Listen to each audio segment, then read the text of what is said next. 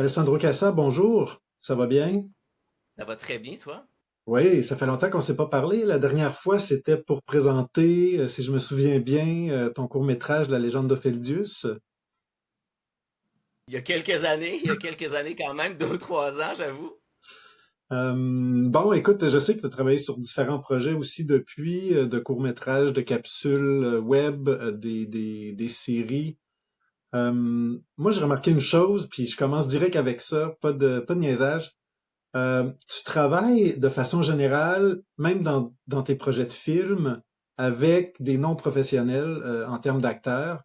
Est-ce qu'il y a une raison particulière pour ça ou c'est juste un hasard à chaque fois?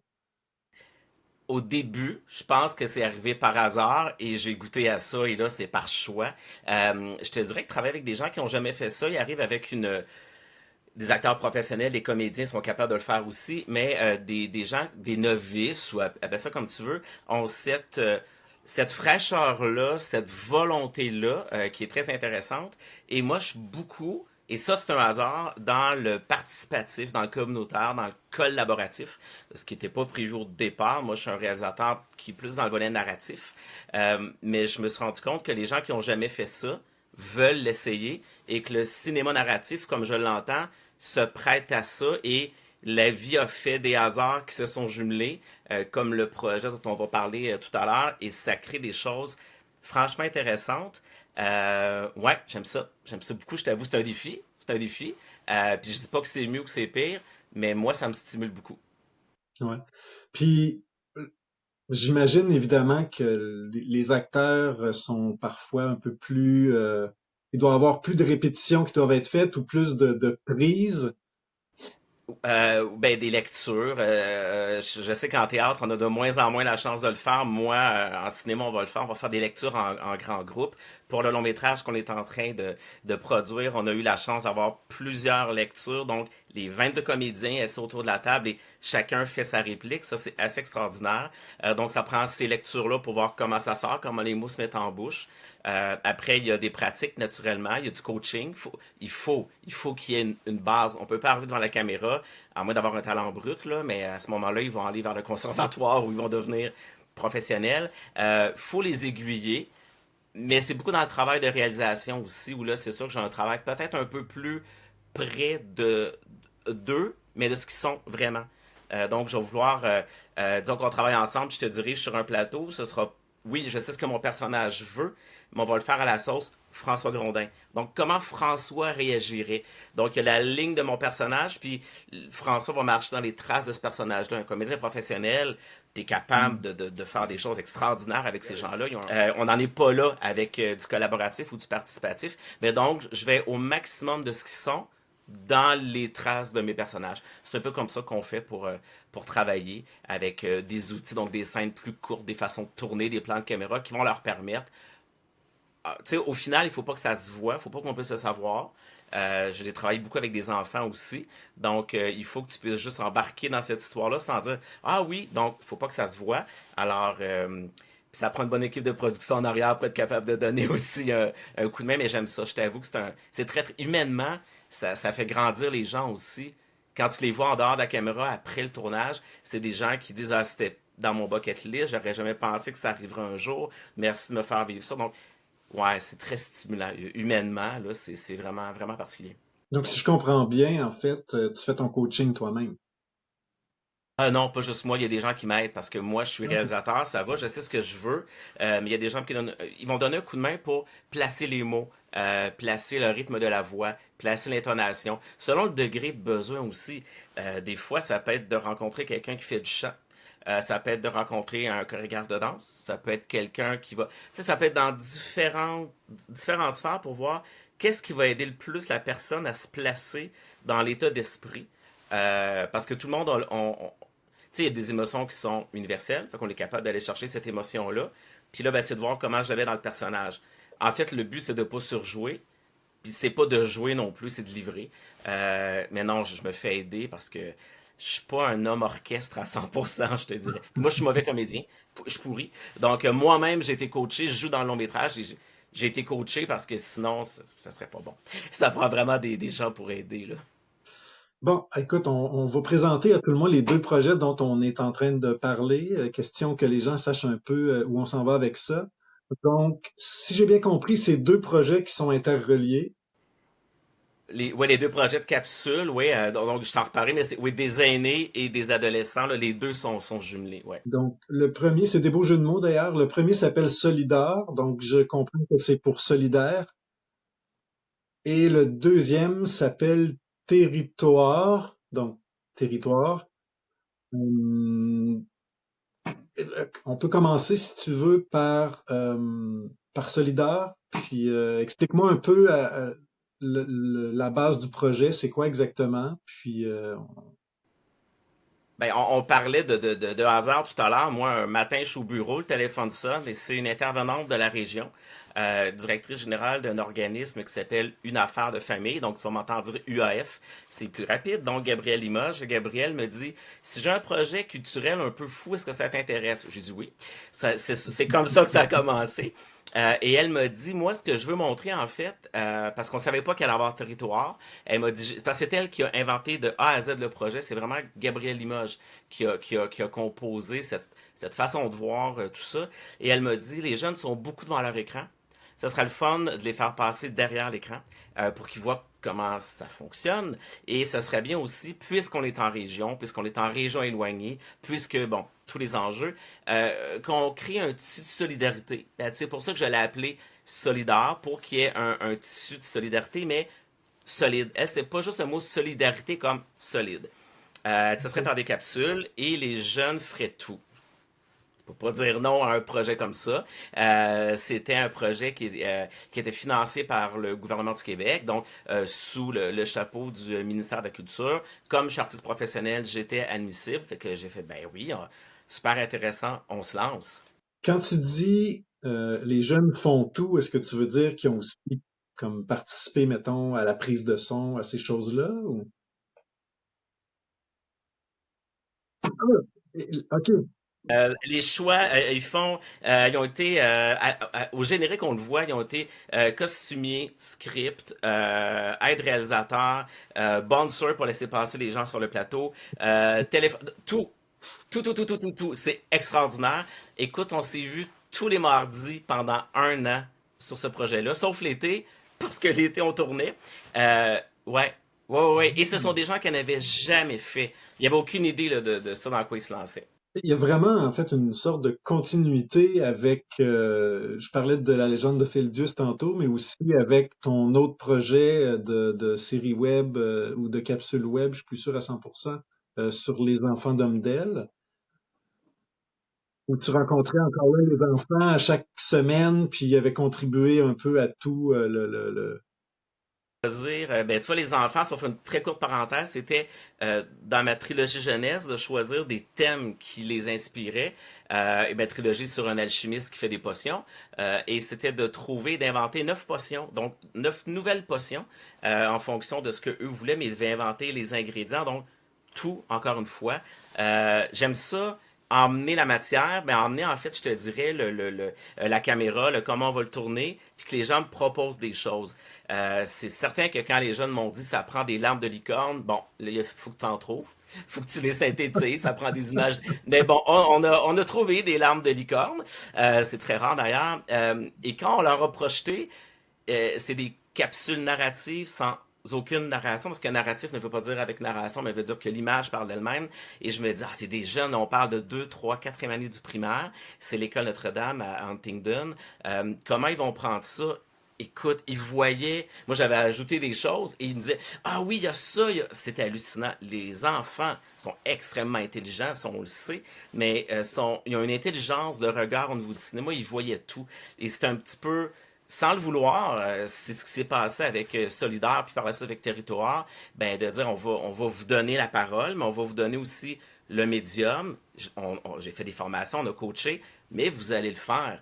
Donc, c'est ça qui est extraordinaire de voir comment quelqu'un qui arrive du domaine et versus quelqu'un qui arrive pas du domaine. Donc, ma lecture à moi, c'est quoi? Puis encore toi, avec toi qui viens encore plus du domaine que moi, tu as cette lecture, ces études-là, tu sais comment c'est construit. Moi, je suis un peu plus instinctif, mais des néophytes, eux, c'est comme, oh, on va faire ça, on va faire ça. on va l'essayer. Puis après, c'est dire pourquoi oui, pourquoi non. Mais ouais, c'est un peu la suite logique. On aurait dit que c'est scénarisé tout ça, mais c'est un cadeau, là. C'est un pur hasard, là. Est-ce que tu leur as donc laissé l'occasion de se planter ou... Non. Non, on n'est pas allé jusque-là. Mais on leur a expliqué ce qui pouvait fonctionner, ce qui pouvait moins bien fonctionner. Tu vois, j'ai fait parce qu'il y avait des ateliers. En fait, pour te donner une idée du Canva, parce que là, on jase, mais te donner une idée de comment c'était construit, il y avait avec moi, il y avait Guylaine Baudouin, qui est la productrice de P3J. Donc, quand on emmenait une idée, c'était ah, moi, je peux le réaliser comme ça, mais des fois, la productrice disait, oui, mais c'est pas possible techniquement, c'est pas possible financièrement, on n'a pas, donc, il fallait que ce soit réaliste, parce qu'on voulait qu'ils sortent de là avec une expérience enrichissante, stimulante, mais il fallait pas non plus qu'ils se disent après, ah, on m'avait pas dit que c'était comme ça, donc, c'est très réaliste. Il y avait une équipe d'intervention aussi avec nous, donc, il y avait Gabriel, Macha et Alexandre qui étaient toujours avec nous pour aider les jeunes, parce que quand tu te vois pendant un an, à toutes les semaines, il a sorti des bonnes nouvelles, il a sorti des larmes, il a sorti des drames, il a sorti des... Donc, il y avait toujours une équipe pour intervenir avec les jeunes, parce que eux vivaient des choses et ils nous emmenaient ça, et l'équipe l'emmenait à chaque semaine. Comment ça va? Qu'est-ce qui s'est passé? Et on entrait comme ça un peu dans leur vie. Donc, pendant un an, ça a été de passer à travers, il faut qu'ils apprennent à se connaître. Parce que, comme je te disais d'entrée de jeu, d'entrevue, le but, c'est une solidarité, c'est un tissu solide. Donc, il fallait qu'ils se connaissent. Puis, on l'a vu à la conférence de presse il y a quelques jours, projet pour projet, les jeunes vont continuer à se parler. Là. C'est vraiment un filet tissé très serré. Donc, il y avait le volet plus humain et on greffait ben, cette semaine, c'est quoi un plan de caméra? Cette semaine, comment on scénarise? Qu'est-ce qu'on fait? Blablabla.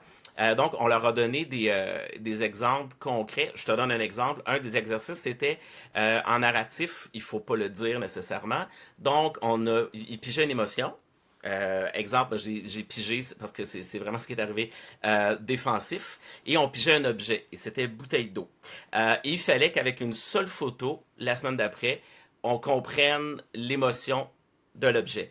Pas de filtre, pas d'effets spéciaux, pas de cadrage, parce que on leur disait, si vous êtes capable de faire exprimer à un objet une émotion, ça va vous faciliter le travail. Donc, c'était pas facile pour des jeunes qui ont jamais fait ça de dire, ben, on a eu balayeuse triste, on a eu des choses assez... Ouais, et ça marchait.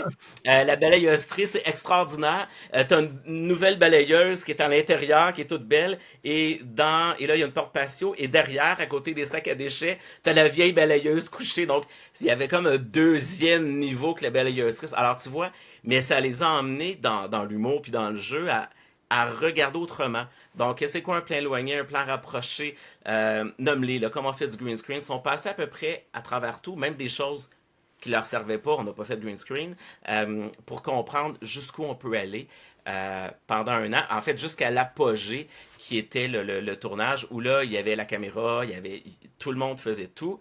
Et jusqu'à la prise de son après, qu'on a fait les narrations, où des gens qui ont jamais fait ça, on dit, ben, OK, on va faire le son, mais ils ont écrit leur texte. Il fallait que ça ait du sens. Il fallait visiter des lieux. Donc, écoute, c'est un travail. Je l'ai dit, c'était mon plus grand défi des 20 dernières années. Mais je pense que pour eux autres aussi, ça a été tout un défi. Ils ont travaillé fort. Mais puis là, on parle des jeunes, mais il y a un autre groupe après qui s'est greffé à tout ça, là. Ben, c'est là que je m'en allais, en fait, parce qu'il n'y a pas juste des jeunes dans ce projet-là. Non, c'est ce qui est. Tu vois, Gabriel Limoges de UAF, son slogan, c'est un organisme, un de ses slogans, pour les 0-101 ans. Mais souvent, on va dire ça, mais elle, c'est vrai. Ils ont de la petite enfance, ils ont des activités pour tout le monde, et elle nous a dit, hey, ça serait bien si on greffait à ces jeunes-là des aînés qui, eux, ont une tablette, Internet. Donc, le jumelage de ces deux-là. Et l'idée de Gabriel, c'était ben, briser l'isolement des personnes âgées, mais aussi de faire un tissu entre les jeunes et les moins jeunes. Donc, je me disais, qu'est-ce que ça va donner? Tu sais, les gens ne se connaissaient pas, ni entre les jeunes, ni entre les aînés, encore moins dans le groupe. Après 2 sessions, 2 soirées, on s'est dit, OK, on va perdre le contrôle. Ça a commencé à parler, à se jumeler, à échanger. Puis, je vais te montrer les notifications, ça marche comme ça. Moi, j'ai pas de cellulaire, mais j'ai un poêle à bois. C'est vrai, là, je cite mon ami Benoît. Mais ça a été tellement enrichissant parce qu'il a fallu qu'on s'entende sur trouver 12 lieux. Et parce que l'idée, c'était ça, en fait. C'était de tourner 12 capsules par génération. Donc, 12 pour les jeunes, solidaires, 12 pour les plus vieux, territoires, mais pas les mêmes images, mais les mêmes lieux. Donc, pas le même regard. Alors, moi, en tant que réalisateur, c'est là que j'ai emmené le qu'est-ce que les jeunes voient, qu'est-ce que les aînés ont à dire. Donc, on est allé sur, ben moi, je te donne un exemple, Saint-Anicette, donc la municipalité de Saint-Anicette, belle petite municipalité sur le bord de l'eau, c'est magnifique. Mais qu'est-ce que les jeunes ont à dire de ça? C'est quoi l'enjeu de vivre en région quand t'as pas d'auto, quand il n'y a pas toujours du transport en commun? Il y en a avec la MRC, mais bon, c'est pas les horaires toujours que les jeunes ont besoin, même si le service est extraordinaire. Et quand t'es aîné, c'est quoi? Est-ce que je connais bien ce lieu-là? Donc, on n'a pas les mêmes dînages. Alors, ça voulait dire des tournages assez longs parce qu'il fallait pas tourner les mêmes plans. Merci aux scripts qui m'ont aidé. Et c'était le regard des jeunes et le regard des aînés sur chacun des lieux qu'on a tournés. Donc, les deux séries, et ça, c'était pas voulu au début, mais on en a l'idée, puis Gabriel a dit oui. Comme les jeunes et les aînés se parlaient, les deux séries se parlent. Alors, on a la capsule territoire, la capsule solidaire sur Drôlard, sur Sainte-Barbe, mais c'est pas les mêmes choses qui sont dites. Et c'est ce qui s'est passé, dans le fond, pendant cette année-là, où les gens ont appris. Et là, les gens s'apprenaient des choses. Ah, moi, je vais dans ce restaurant-là depuis que je suis petite. Oui, mais savais-tu que ça a passé au feu? Donc, jamais, moi, j'aurais pas des recherchistes qui auraient fait ce travail-là, mais on avait des gens du milieu, donc tu vois, le projet s'est enrichi de lui-même, puis je pense que c'est ce qu'a en tête Gabriel quand elle a inventé les deux projets et les titres, et quand elle a pensé à ça, je pense que c'est ce qu'elle voulait. Oui, des capsules professionnelles, c'est pour ça que P3J était sur le projet, mais un côté humain très fort, très très fort derrière tout ça. Là. Donc les deux séries ont le même nombre d'épisodes, Ouais, 12. 12, et il y en a chaque semaine qui vont arriver, c'est ça? Oui, en fait, à partir de cette semaine, on diffuse. Pour la conférence de presse, on a triché un peu, on a diffusé deux capsules, mais une faite par les jeunes et une faite par les aînés, et pas le même lieu, pour qu'on puisse découvrir pas le même lieu, mais plusieurs lieux. Mais à partir de cette semaine, ça va être une capsule. Donc, sur le site de P3G, sur le site de UAF ou sur le Facebook de UAF également, le même lieu, mais vu par les deux générations. Donc, il va toujours avoir cette dualité-là. On va pouvoir voir, ou je devrais dire plutôt cette complémentarité-là. On va toujours voir comment les jeunes voient ça, comment les aînés voient ça. C'est eux qui parlent, c'est leurs mots, c'est leur texte. Des fois, il y en a qui voulaient écrire, mais ils ne voulaient pas parler. Il y en a qui voulaient pas parler, mais ils voulaient écrire. Donc, il y en a qui ont des fois lu leur texte. Donc, alors, mais ça vient d'eux et c'est ça qui est extraordinaire. Et on avait fait ça aussi avant le tournage parce qu'il fallait s'entendre sur quel plan on tourne, où on va tourner, qu'est-ce qu'on a à dire. C'est des capsules de 4 minutes. C'est assez long en narratif pour des gens qui devaient commencer à le faire. Donc, en tout et partout, c'est un projet de 24 capsules.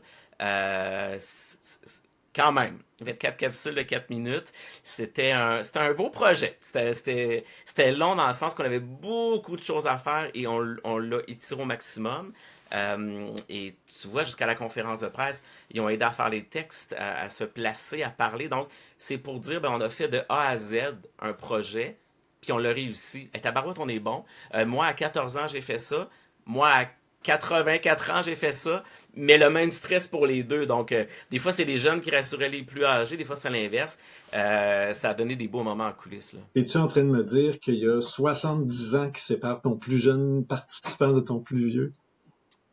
Ouais, et quand tu les regardes, tu te demandes qui est le plus jeune et qui est le plus vieux.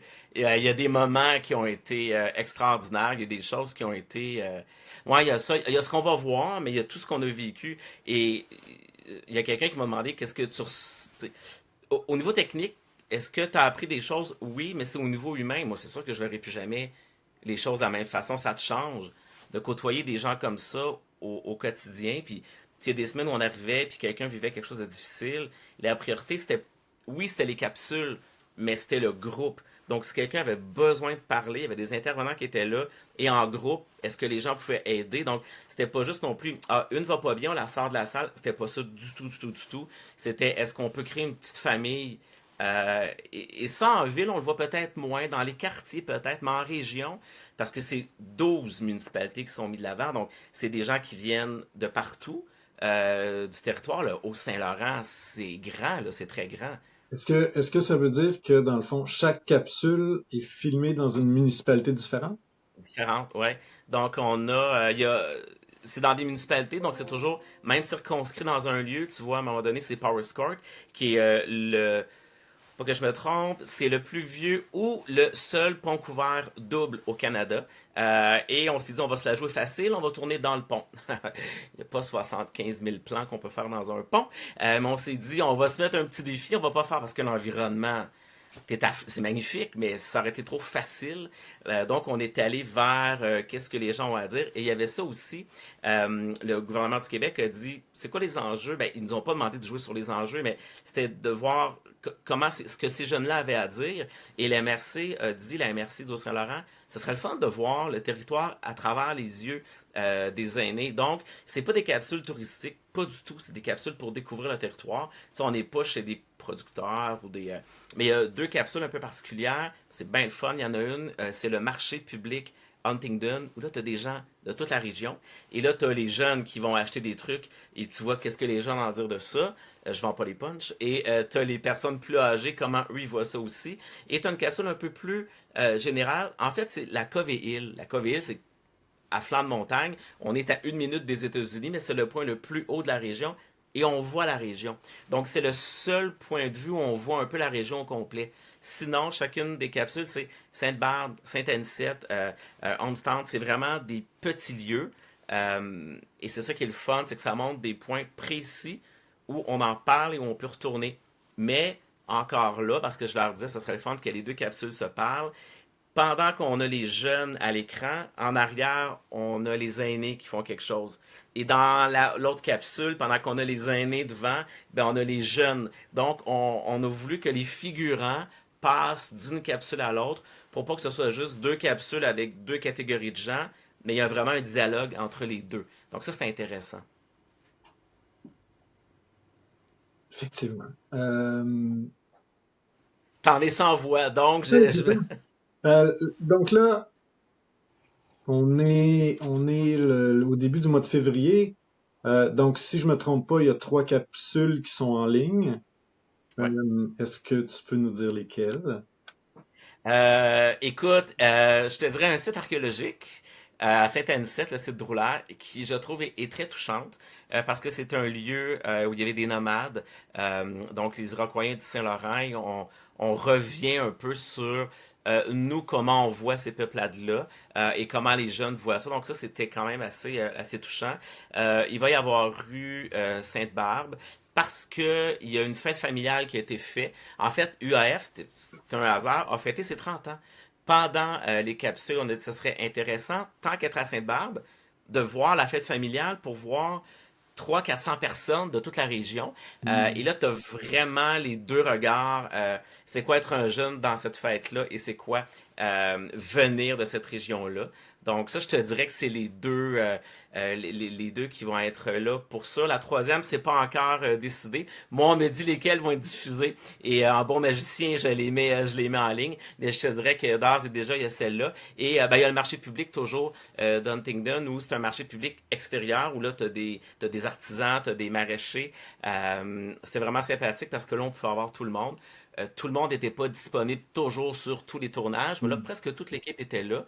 Donc, ça faisait des équipes, des fois, qu'on était jusqu'à 30 personnes sur les plateaux. Fait que quand on débarquait dans un lieu, je peux te dire que les gens venaient nous voir. Qu'est-ce que vous faites?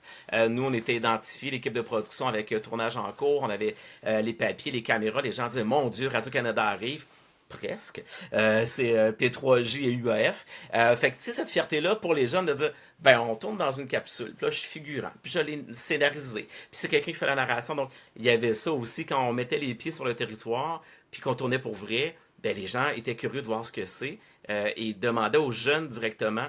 Donc, il y en a qui étaient très gênés de parler, mais qui brisaient un peu la gêne et qui allaient. Tu sais, c'est toujours plus facile de parler d'un projet que de parler de soi. Donc, il y a eu de ça aussi.